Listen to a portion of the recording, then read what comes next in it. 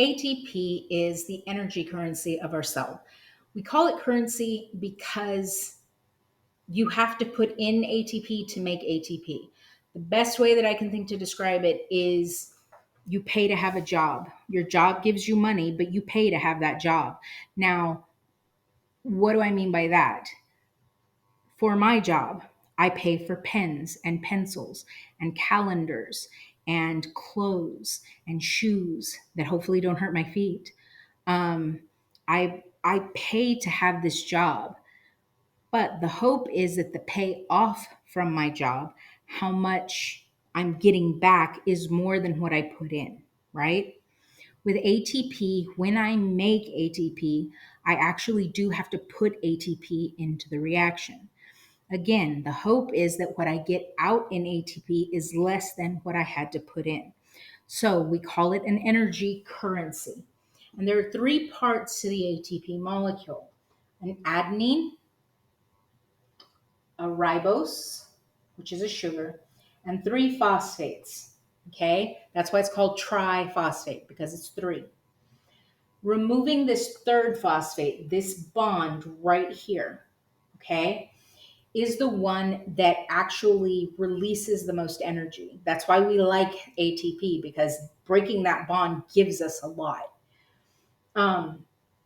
You will go from having ATP with three of these, break it off, and you'll have a phosphate and then a D diphosphate. Okay. So you go from having ATP to having ADP. The energy is used basically to synthesize macromolecules. I can make a new protein. I can make nucleic acids if I'm planning on dividing my cell. I can make new cell membrane with phospholipids, or maybe even to fuel a reaction, to fuel some type of chemical process that's happening. Okay, so catabolism in the cell. Remember, catabolism is breaking down. Harvesting energy. Most cells use glucose to harvest energy. Most, not all, but most. There are three ways to get energy from glucose: aerobic respiration, anaerobic respiration, and fermentation. Okay? Aerobic means oxygen, right? Aerobic respiration utilizes the process of glycolysis, then something called the Krebs cycle, and then something called an electron transport chain. It uses oxygen as its final electron acceptor. Remember, I said that we transfer electrons, right? So when we're done moving all of those electrons, it gets to the end of the electron transport chain. I use oxygen to accept those electrons. Okay. So this produces 36 to 38 ATP. That's a lot. Okay. I mentioned before getting 36 to 38 quarters versus 2 quarters or 1. Okay. Anaerobic respiration only really utilizes glycolysis, can utilize the Krebs cycle and the electron transport chain, excuse me. It uses compounds other than oxygen, though, as that final electron acceptor. So remember, aerobic means oxygen, anaerobic, no oxygen. So when it comes to who accepts the electrons at the end, it won't be oxygen because it's anaerobic. Normally, anaerobic respiration produces less ATP than aerobic, which is why we like aerobic so much, because it produces a lot. Fermentation literally only uses glycolysis. Okay. It produces, or it processes glucose, but not really as much as what we see over here. Okay. With fermentation, oxygen also isn't required. I don't have to have it. So let's talk about glycolysis. So we start off with a 6-carbon glucose. Okay. The glucose molecule gets put into this process of glycolysis. Now remember here, every one of these processes starts with glycolysis. So no matter which one of these three you're talking about, the first thing they do is glycolysis. Okay. So we've got glucose, and there are three reactions that basically alter and rearrange the 6 carbons in glucose into a fructose 1,6-diphosphate. So we still have 6 carbons, but it's slightly kind of rearranged. Um, one reaction actually breaks that fructose into into 2 3-carbon molecules. Okay, so we go from a 6-carbon molecule to 2 separate 3-carbon molecules. And then from here, you've got 5 reactions that take that 3-carbon molecule and convert it into a 3-carbon pyruvate. Now, this first step here uses 2 ATP. In order to get that initial change in shape, I've got to put energy in. Energy currency, right? But when I go from this 3-carbon to pyruvate, I actually yield 4 ATP and 2 NADHs. Remember, NADH is the taxi cab to carry the electrons, right? So I've got 2 taxi cabs, and technically, because I put 2 ATP in, I've got 2 ATP. So when we talk about the glycolysis step, I'm yielding 2 ATP out of that. I put 2 in, I get 4, but because I put 2 in, it kind of cancels out 2 of those 4. All right, so that's glycolysis. Again, everybody does glycolysis. Every one of these reactions uses this.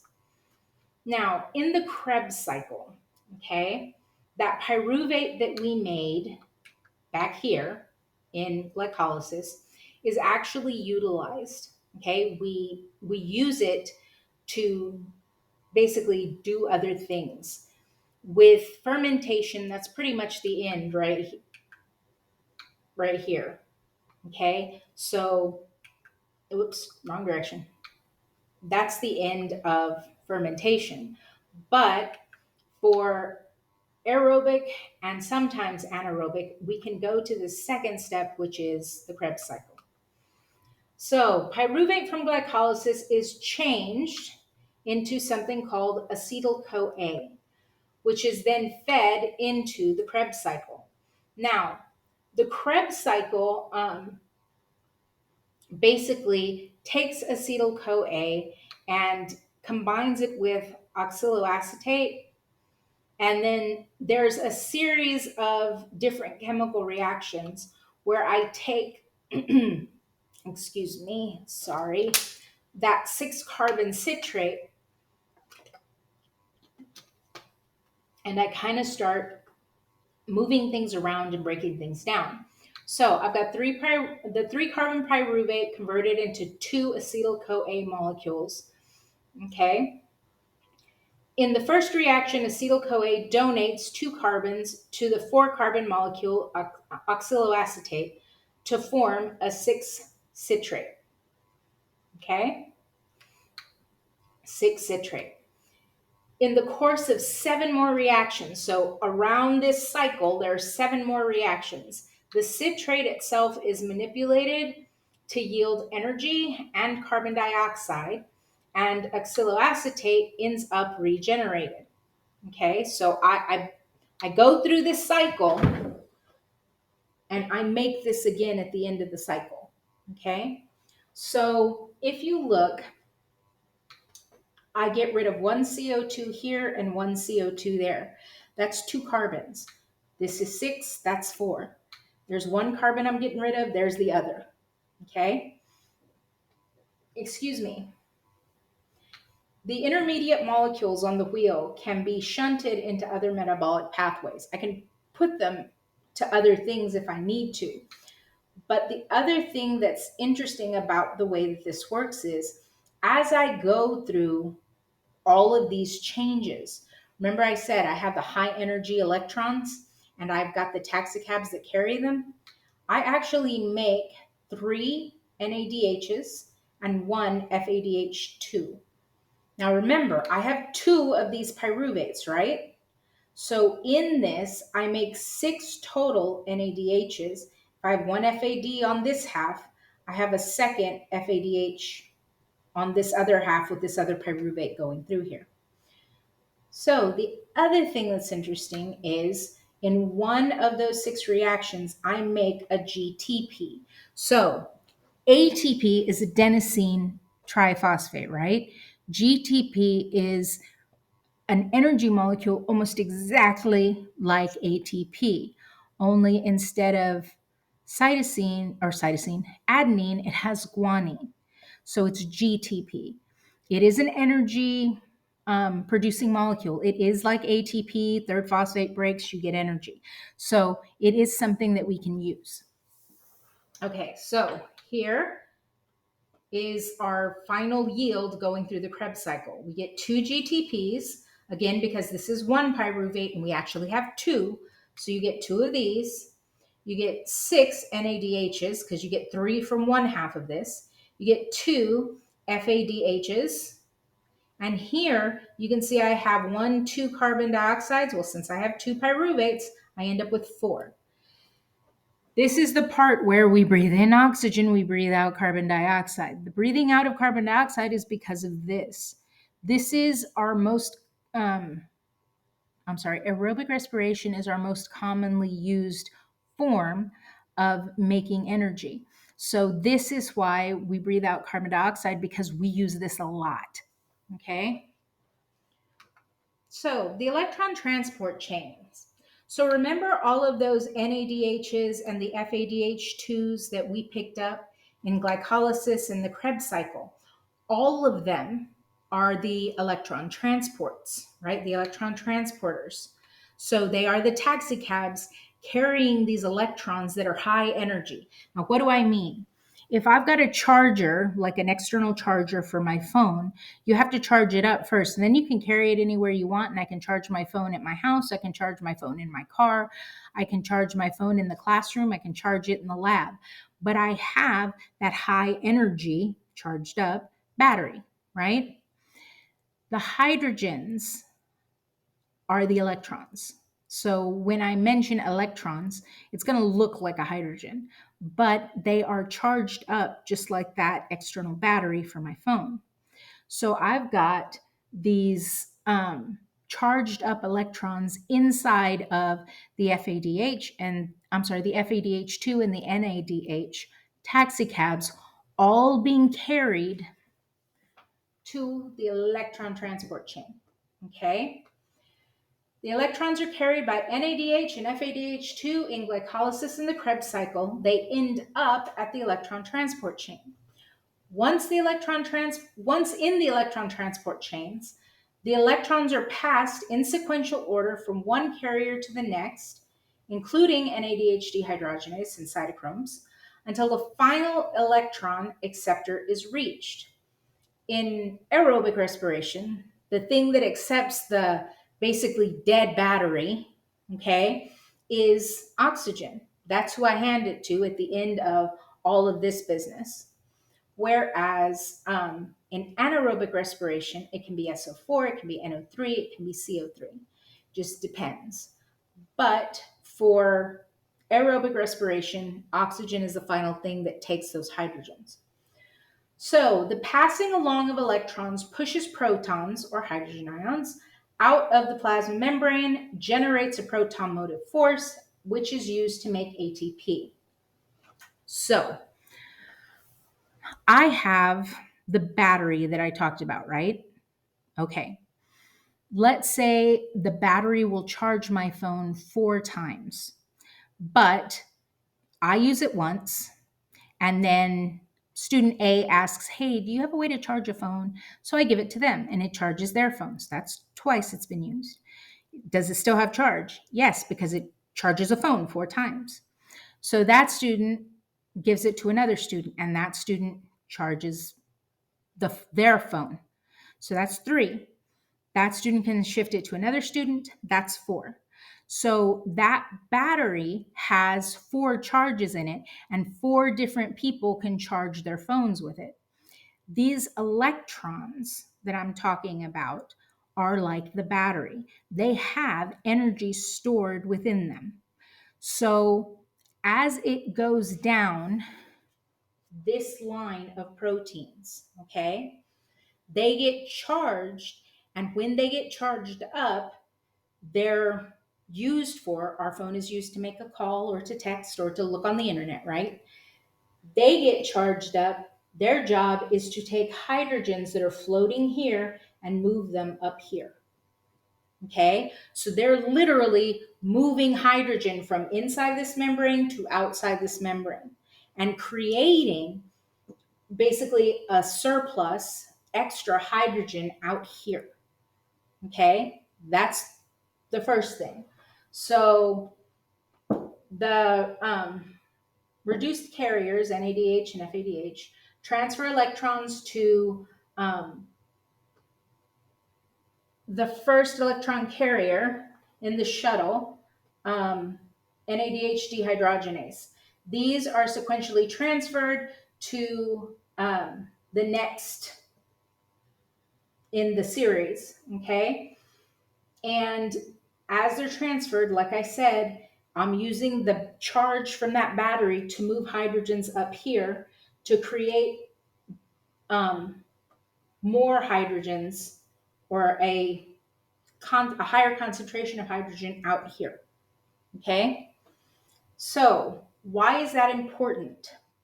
The final protein that is in this sequence is called ATP synthase. Synthesis means to put together, right? So, kind of a little aside, but not too much of an aside.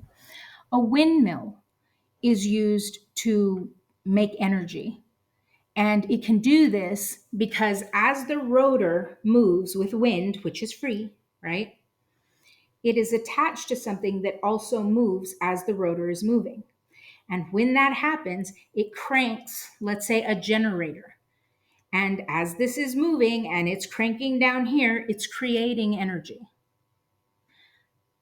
I am using ATP synthase in a very similar form, except instead of using wind, the thing that's moving that's causing me to spin is actually the hydrogen ions. Remember, I said I put a whole bunch of hydrogen out here. Yes? As it goes through this rotor, because it actually is a rotor, it spins and takes ADP and phosphate. And when it spins, it's almost like a crank. It shoves those two things together. So the phosphate, the ADP, glues them together and releases ATP. For every single hydrogen that goes through this, it rotates once and makes an ATP. So as I move hydrogen out and out and out and out here, and it's coming back, it's making ATP. Now remember, I said the hydrogens are the charged batteries, right? Well, now my battery doesn't have any charge. What do I do with it? I need to hand it off to somebody. Yes? In the case of aerobic respiration, I hand that hydrogen off to oxygen and it becomes water. In the case of anaerobic respiration, if they get to this step, you've got NO3 and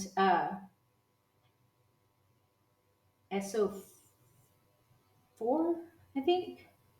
But these are going to be the hydrogen acceptors where I'm actually going to have, again, somebody take the battery, the uncharged battery. Okay. Yes, I understand that I can take that battery, recharge it, and reuse it. But in this case, we're talking about, let's say the battery only works those 4 times. So once it's used, I have to have somebody who's going to pick it up. Okay?